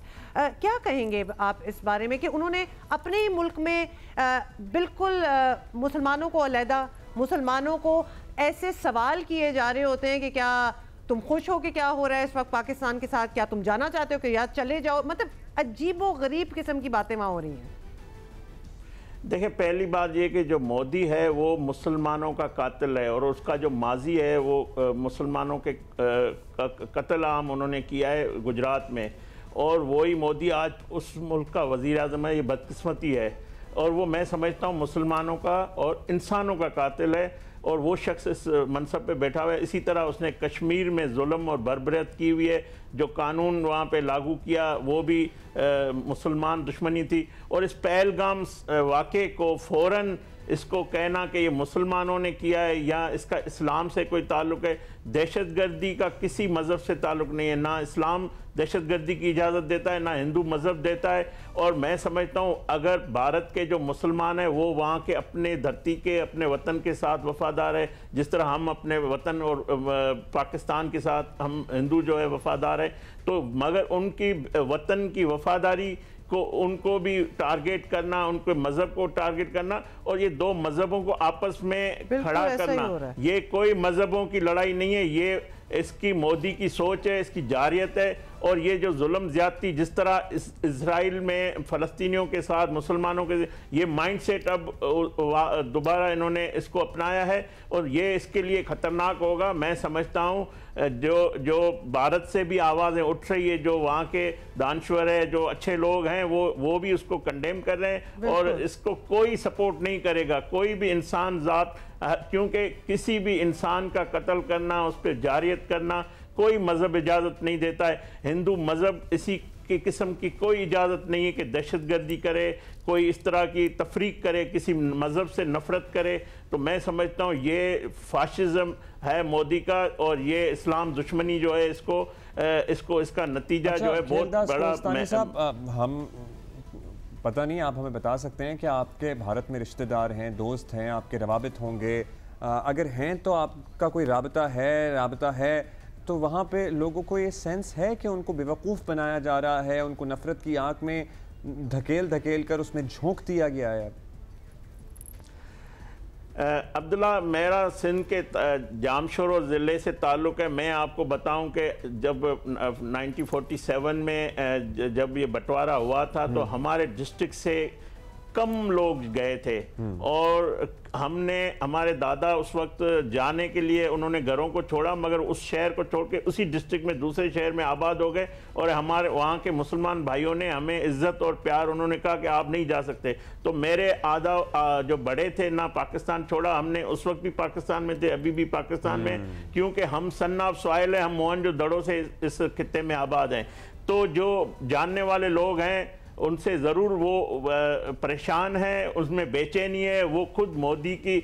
और मैं आपको बताऊं, यहाँ से जो पाकिस्तान के जो लोग गए थे इलाज के लिए या यात्रा के लिए, जो पाकिस्तानी हिंदू या मुसलमान, जिस तरह वहाँ पे उनसे रवैया किया गया, जिस अंदाज में उनको एक ऑर्डर के थ्रू जल्द निकाला गया, और जो पेशेंट थे, मतलब ये फ़िरौनियत है। डॉक्टर कभी भी इलाज से जवाब नहीं देता है, मगर उस शख्स की अना तकब्बुर देखो, उन मासूम बच्चों को इलाज के लिए वापस आना पड़ा। तो लोग जो है उसको मैं समझता हूँ कोई भी भारत में भी सपोर्ट नहीं मिल रही है। जो ये इसने किया है वो इलेक्शन में अपने नताइज के लिए, मगर मैं समझता हूँ ये उल्टा उनके गले में पड़ेगा और ये जो एक नफरत है, एक जारियत है, एक दहशतगर्दी है, इससे कोई जो इंसान दोस्त कोई भी हो, किसी भी मजहब से ताल्लुक हो, उसको सपोर्ट नहीं करेगा। बेशक, और आपने बड़ा अच्छा याद भी दिलाया खेलदार साहब, बहुत बहुत शुक्रिया फॉर गिविंग अस। ये जो इन्होंने वहाँ इलाज के लिए पाकिस्तानी गए हुए थे, मतलब एक होती है ह्यूमैनिटेरियन बेसिस पे आप कुछ काम करते हैं, और जब आप उस पे कर रहे होते हैं तो फिर इट डजंट मैटर कि आप कौन से मुल्क में हैं, क्या मजहब है, क्या इन्वायरमेंट बनी हुई है, इलाज किए बगैर उनको मुल्क से निकाल देना। तो व्हाट डू यू टॉक, उस नेशन के बारे में आप क्या सोचेंगे कि किस किस्म के लोग हैं? अच्छा, हमारे यहाँ ऑन द कॉन्ट्री आपको पता है जब ये सिलसिला उनकी तरफ से शुरू किया गया था तो हमारे यहाँ जो लोग यात्रा पे आए हुए थे, जो लोग आए हुए थे यहाँ अपनी मजहबी रसूमात की अदायगी के लिए, उन्हें एक्सटेंडेड टाइम दिया गया और कि आप अपना पूरा कंप्लीट करके उसके बाद इज्जत से आप, मगर आप ये सोचिए, ये नहीं कि आप निकलें। आप ये बात कर रही हैं, आप वहाँ पे जो जिन खवातीन की शादियाँ हुई हैं वहाँ पे जी, उनको निकाला जा रहा है। मतलब 40 साल से वो वहाँ रह रही हैं, बच्चे जवान हो गए, पोते पोतियों वाली हैं, उनको कहते हैं आप चले जाएं। और ऐसी लड़कियाँ जो अभी शादी होकर 5-10 साल पहले गई हैं, उनके छोटे गोद में रोते बच्चे छोड़ के आई हैं। मतलब ये कितनी है ना। और अगर आप कश्मीर को अपना हिस्सा समझते हैं, वैसे तो ये गलतफहमी है आपकी, बट एनीवे, तो this is how you treat them. मतलब अपने ही लोग हुए ना आपको, और ये आपकी ट्रीटमेंट है उनके लिए। Shame on you. वैसे तो ऑब्वियसली वही हुआ है जो हम पहले भी कहते थे कि खेलों को सियासत से बिल्कुल दूर रखें, बिल्कुल दोनों को ओवरलैप ना करें, और बिल्कुल यही हुआ है। पहले ज़रा आईपीएल की आपको बात बता देते हैं कि कल in the middle of the match, Dharamshala में आईपीएल का एक मैच चल रहा था, in the middle of the match उनको वो मैच अबेंडन करना पड़ा क्योंकि ब्लैकआउट होना स्टार्ट हो गया। धर्मशाला की हम बात कर रहे हैं इन इंडिया, और हमारे अपने पीएसएल के साथ भी कुछ ऐसा हो रहा है कि अब it might have to move out of Pakistan, लेकिन हम उसमें बाद में करेंगे। पिंडी स्टेडियम के करीब जो भारतीय ड्रोन आया था उसकी वजह से सर्टनली एक सिचुएशन बनी। जी, सोहेल इमरान हमारे साथ हैं। सोहेल इमरान, ये बताएंगे आईपीएल वाला क्या सिचुएशन बनी, क्योंकि हमें अभी तक सिर्फ इतना ही पता है कि एक मैच बीच में ही अबेंडन करना पड़ गया। जी हुमा, शायद इंडिया इस खामख्याली में था कि सारे का सारा जो अभी जाहिरियत थी उसका असर सिर्फ पाकिस्तान की क्रिकेट पे होगा। वो शायद भूल गया था कि उनके यहाँ भी आईपीएल जारी है, जिसमें बेशुमार जो गैर मुल्की खिलाड़ी हैं, कम से कम ऑस्ट्रेलिया के जो खिलाड़ी हैं वो 15 खिलाड़ी वहाँ पर हिस्सा ले रहे हैं। जिस मैच का आप जिक्र कर रही हैं, ये पहले ब्लैकआउट किया गया, पहले कहा गया कि ये यहाँ पर कोई टेक्निकल फॉल्ट आया जिसकी वजह से लाइट चली गई है और टावर्स जो हैं उसके बंद हो गए, लेकिन उसके बाद उस मैच को उन्होंने ख़त्म करना पड़ा। और जिस तरीके से वहाँ पर खिलाड़ियों को ले जाया गया ट्रेन के ज़रिए और बसों में और दूसरी कोचेस में बिठाया गया, उसके तमाम तर विजुअल्स जो हैं इस वक्त सोशल मीडिया के ऊपर वायरल हो रहे हैं कि किस तरह का पैनिक फैला वहाँ पर। और उसके बाद उनको हंगामी इजलास भी बुलाना पड़ा बीसीसीआई को, और उसके साथ साथ आईपीएल की जो मैनेजमेंट है उनको भी बुलाना पड़ा, और उन्होंने बड़ा हौसला देने की कोशिश की गैर मुल्की खिलाड़ियों को। अरुण जो हैं उनके जो चीफ हैं उनको, उसके साथ साथ देवाजीत साइकिया जो सेक्रेटरी हैं बीसीसीआई के, कितना कामयाब हुए इस कोशिश में वो? क्या गैर मुल्की खिलाड़ी मौजूद रहेंगे? आईपीएल के बकिया मैचेस का क्या मुस्तकबिल होगा? अब्दुल्ला, भी जो बात आ रही है सामने वो ऑस्ट्रेलियन प्लेयर्स की है, जो कि तकरीबन 15 प्लेयर्स हैं, और उसके साथ साथ जस्टिन लैंगर और रिकी पॉन्टिंग उनके कोचेस हैं वहाँ पर स्पोर्ट्स स्टाफ में शामिल है, दीगर लोग भी शामिल हैं। उन्होंने कह दिया कि वो फौरी तौर पर इंडिया छोड़ना चाहते हैं। कुछ खिलाड़ी आज, नहीं तो कुछ खिलाड़ी सैटरडे को दुबई की तरफ निकल जाएंगे, और इस हवाले से उन्होंने अपने क्रिकेट बोर्ड को भी बता दिया है और जो उनकी मुतलका टीमें हैं उनको भी बता दिया कि जो भी फर्स्ट अवेलेबल फ्लाइट होगी वो उससे वहाँ से निकल जाएंगे। कुछ यही सूरत हाल वेस्ट इंडीज़ की है, कुछ यही सूरत हाल न्यूजीलैंड के प्लेयर्स की है। तो लग ऐसे रहा है कि या तो पोस्टपोन करना पड़ेगा इसको फौरी तौर पर आईपीएल को, जिस तरह की खबरें इंडिया की तरफ से आ रही हैं, या फिर इसको थोड़े वक्फा देना पड़ेगा ताकि इसको दोबारा किसी दूसरे वेन्यू पर जाकर शुरू किया जा सके। यानी बेसिकली बात तो सारी यही हो गई। भट्टी साहब, welcome to you as well. Bhatti साहब, बात तो सारी वही हो गई कि ये इंडिया की जो मिस एडवेंचरिज्म जो इंडिया कर रहा है, तो उसका खमियाजा तो उनको खुद को भी भुगतना पड़ रहा है। उनकी बड़ा माली नुकसान है, मतलब माली नुकसान भी है। जिस तरह लोगों को स्टेडियम से इवैक्यूएट करवाया गया, ये तो एक छोटी सी मिसाल है कि ये ना समझें कि इनको उसके असरात नहीं होंगे जो वो खुद कर रहे हैं इंडिया। तो मतलब लोग तो खुद ही कंप्लेन करना चाहिए उनको। क्रिकेटर्स जो वहाँ रहना नहीं चाहते, वो निकलना चाहते हैं वहाँ से कि जी हम निकल रहे हैं, क्या कहेंगे इस हवाले से भट्टी साहब?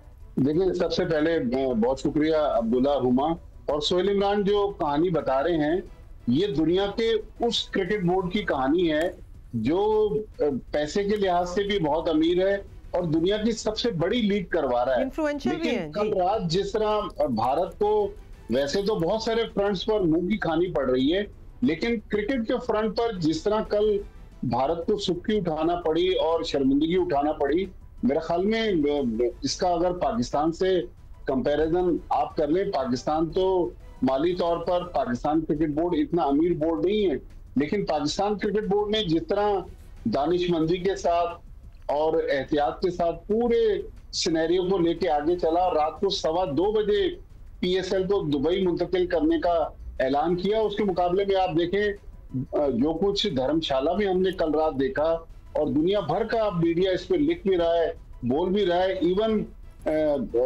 लोग जो हैं जिस तरह वो भागते हुए और खौफ के हालत में ग्राउंड से निकले, तो मेरे ख्याल में इससे ज्यादा शर्मिंदगी भारतीय क्रिकेट बोर्ड को उठाना नहीं पड़नी थी, लेकिन शायद उससे वो अकल के नाखून ले लें। हम ये समझना चाह रहे हैं कि वो एक्सपेक्ट नहीं कर रहे थे कि कुछ इस किस्म का होगा। नेचुरली जब वो ही अटैक कर रहे हैं पाकिस्तान पे और हमने तो अभी कुछ किया भी नहीं है, हमने तो कुछ किया नहीं, खुद ही ब्लैकआउट भी अपना कर लिया खौफ के मारे कि कहीं हम कुछ करना दें, जो कि हमने नहीं किया। मतलब मुझे समझ नहीं आ रही कि उनकी एक्सपेक्टेशन क्या थी, और बीच में हम फॉरेन प्लेयर्स के साथ अपना आईपीएल भी चलाएंगे। देखें हुमा, भारत जो है ना, और मैं तो क्रिकेट की बात करूंगा, भारत खुद फरेबी का शिकार है। वो हमेशा समझता है कि हम सुपीरियर हैं, हम दुनिया को जहां चाहेंगे, जिस लाठी से चाहेंगे वो हाँक लेंगे। लेकिन क्रिकेट में अनफॉर्चुनेटली कल रात उनको अपना असल चेहरा नजर आ गया कि भारत ने एक और धर्मशाला में जो मैच होना है वो पहले उन्होंने मुंबई शिफ्ट किया, फिर कल अहमदाबाद शिफ्ट कर दिया। लेकिन जो धर्मशाला एयरपोर्ट बंद होने से सिचुएशन खराब हुई, लेकिन उनको शायद ये तवक्को नहीं थी कि इंतजामिया ने पहले पूरे शहर में ब्लैकआउट करवा दिया, फिर क्रिकेट ग्राउंड में भी लाइट्स बंद करवाकर, और मैच में जो मैच का आप रिजल्ट देखें तो उसमें अबेंडेंट आ रहा है। भाई अबेंडेंट कैसे हुआ? ये तो आपने अपनी धौंस और धांधली से मैच को बंद करा दिया, और लोगों ने जिन्होंने करोड़ों रुपए के टिकट खरीदे थे उनको धक्के देकर। पीएसएल भट्टी साहब, अब बताइएगा, उनको धक्के देके लिटरली वो सब विजुअल्स हम चला भी रहे हैं, देख भी रहे हैं, हमारा पीएसएल का क्या हतमी फैसला हुआ? फिर देखें, कल सुबह के टाइम पर पिंडी स्टेडियम के बाहर जो फूड स्ट्रीट है वहां पर एक ड्रोन आके गिरा, और उसके बाद पाकिस्तान क्रिकेट बोर्ड ने सबसे पहले फॉरेन प्लेयर्स को साथ बिठाया। और मजे की बात है अब्दुल्ला और उमा कि उन फॉरेन प्लेयर्स ने पीसीबी को बताया कि साहब हमसे तो भारत में जो फॉरेन प्लेयर्स हैं, जिस तरह ऑस्ट्रेलियंस हैं या इंग्लिश प्लेयर हैं, वो पूछ रहे हैं कि भाई पाकिस्तान में क्या हो रहा है। तो उन्होंने कहा कि भाई पाकिस्तान में ये वाकया जरूर हो गया, लेकिन यहाँ पर कोई पैनिक सिचुएशन नहीं है। तो जब फॉरेन प्लेयर से मोहसिन नकवी साहब ने मीटिंग की, पीसीबी के लोगों ने मीटिंग की, उसके बाद लॉजिस्टिक्स के बहुत बड़े इश्यूज से तकरीबन 100 के करीब लोग थे जिनके वीजे हासिल करने पीसीबी ने यूई के, फिर वहां पर होटल्स की बुकिंग, प्रैक्टिस एरिया की बुकिंग, गाड़ियों की बुकिंग, सिक्योरिटी का इंतजाम, खर्चा सारा कुछ देकर रात को 2:15 बजे पीसीबी ने 8 मैचेस जो बचे हैं पीएसएल में उनको दुबई शिफ्ट कर दिया है। लेकिन अभी उनकी तारीख तय होना बाकी है, क्योंकि लेट नाइट ये फैसला हुआ। अब पीसीबी मेरे ख्याल 6 से 7 दिन बाद ये टूर्नामेंट जो है वो दुबई शिफ्ट कर रहा है, और मेरे ख्याल में कोशिश करेगा कि डबल हेडर करवाकर जल्द से जल्द ये टूर्नामेंट मुकम्मल कर दे। लेकिन पीसीबी ने जितना केयरफुली दानिशमंदी से इस पूरे मामले को आगे बढ़ाया, बड़ा maturely, definitely it has to be said कि बड़ा मेच्योरली इन्होंने ये फैसला लिया कि ये मुंतकिल कर दिए जाएं दुबई। सोहेल इमरान ये भी बताएं, अब ये ऑब्वियसली क्योंकि ये तो ख़त्म होने को आ रहा था PSL सारा और इतनी एक्साइटमेंट लोगों में, साइडें ली हुई उन्होंने टीमों की, तो ये सब कुछ दोबारा रीस्केड्यूल होगा। क्या सारे मैचेस दुबई में होंगे या कुछ शारजा अबू धाबी भी चले जाएंगे? तो जी हुमा, क्योंकि दुबई में ही मैचेस होंगे, क्योंकि पाकिस्तान क्रिकेट बोर्ड ने जो अपना प्रेस रिलीज जारी किया उसमें दुबई शिफ्ट का ही लिखा है। अगर हम देखें वहाँ पर क्योंकि दूसरी एक्टिविटीज़ भी जारी हैं, दुबई में भी थी एक्टिविटीज़ लेकिन उसको मैनेज किया गया है। यही वजह है कि जिस तरह माजिद भाई ने बताया कि कम से कम जो जिस तरह के लॉजिस्टिक प्रॉब्लम है उसमें 1 वीक लग सकता है। दूसरा, शारजा का जो स्टेडियम है जहाँ पर क्राउड ज़्यादा आ भी सकता है, वहाँ पर 17 और 19 को बांग्लादेश की क्रिकेट टीम ने वहाँ पर 2 T20 मैचेस खेलने हैं। वो 2 T20 मैचेस खेलने के बाद उन्होंने ट्रैवल करना था 2 मुख्तलिफ ग्रुप्स में, जो कि 21 को पहुँचना है। अगर ये PSL का जब शेड्यूल सामने आएगा, अगर इसमें 6 से 7 रोज़ की या 1 हफ्ते की ताख़ीर होती है, क्योंकि उसको ओरिजिनली 18 मई को ख़त्म होना था, 3 दिन के वक्फे के बाद बांग्लादेश ने आना था, 25 को पहला मैच फैसलाबाद में खेला जाना है। तो अगर ये PSL जो है वो आगे जाती है तकरीबन 1 हफ्ता का, तो उसका असर जो है वो बांग्लादेश की सीरीज़ के ऊपर भी पड़ सकता है। उसके शेड्यूल का उसको रीशेड्यूल करना पड़ेगा, जैसा पाकिस्तान क्रिकेट बोर्ड को PSL रीशेड्यूल करना पड़ रहा है। खासा जोशो खरोश पाया जाता था लाहौर के क्राउड में, अगर मैं बात करूँ, क्योंकि यहाँ पर 2 एलिमिनेटर खेले जाने थे और एक फाइनल था 14, 16 और 18 को, तो उनकी टिकटों की मांग थी। अभी से हमें लोगों ने कहना शुरू कर दिया था। और सबसे बड़ी जो फ्रेंचाइज को इसी मुतालिक सोहेल इमरान, अब माजिद भट्टी साहब, PSL मैच की मुंतकली का मामला तो आप हमें बता रहे हैं कि फैसला हो गया है और साथ ही उसकी कुछ डिटेल है। गैर मुल्की खिलाड़ी और ऑफिशल्स आज शाम ही दुबई रवाना हो जाएंगे। ज़रा ये बता रहे हैं कि गैर मुल्की खिलाड़ी और ऑफिशल्स को एक खुसूसी परवाज़ के ज़रिए दुबई रवाना किया जाएगा। और हमारे साथ और पहले फेज में अयाज अकबर है हमारे साथ, चलिए उन्हीं से पूछ लेते हैं। जी अयाज, बताइएगा कि पहले फेज में कौन जाएगा, दूसरे फेज में कौन जाएगा, जरा इसकी डिटेल बैकग्राउंड दें। भाई ये थोड़ा सा बैकग्राउंड ये है कि जब कल ये हालात हुए, इसके बावजूद के ड्रोन अटैक कल सुबह हुआ और उस परसों रात से ही ये चीजें सामने आना शुरू हो गई थी कि मौजूदा जो सूरत हाल है सिक्योरिटी की, उस पर एक काफी ज्यादा पैनिक सी सिचुएशन थी। खुसूसी तौर पर जो फॉरेन प्लेयर्स थे उनको थोड़ी से तहफुजात थे कि उनको लग रहा था कि इंडिया की तरफ से जो जारियत हो रही है और अनकंट्रोलेबल जिस तरीके से उनका एक एटीट्यूड है, तो उनको भी थोड़ा सा इस पर तशवीश थी। उन्होंने अपने तशवीश से PCB हुकाम को आगाह किया। फिर इस पर एक मीटिंग यहाँ पर मकामी होटल में हुई, वज़ीर दाखिला और चेयरमैन PCB, उन्होंने सिर्फ जो फॉरेनर प्लेयर्स, ऑफिशियल्स और जो फ्रेंचाइज जो मैनेजर्स थे उनके या उनके रिप्रेजेंटेटिव, उनके साथ एक बड़ी तवील मीटिंग की।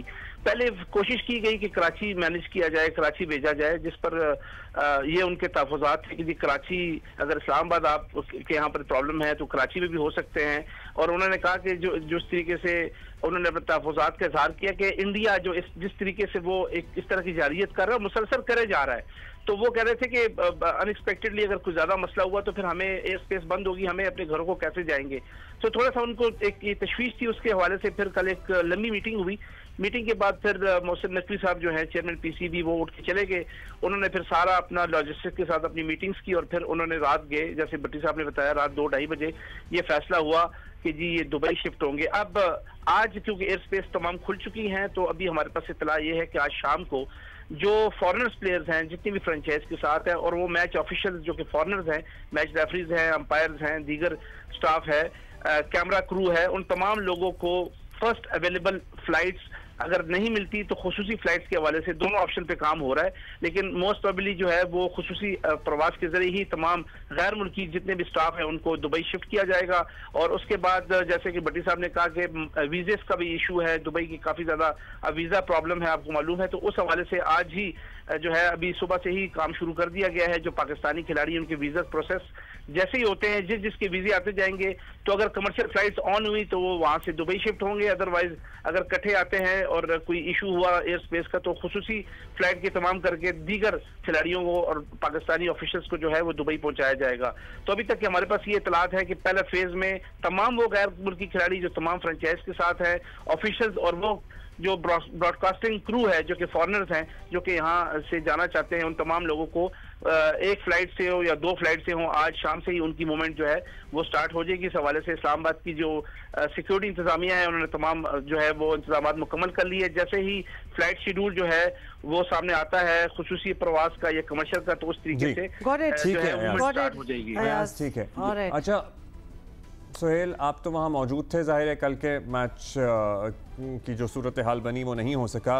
उसके बाद अब एग्जैक्टली बताइएगा क्या माहौल था वैसे, और जो खिलाड़ी हैं उनकी तरफ से क्या आरा सामने आ रही थी फ्रेंचाइज ओनर्स की तरफ से?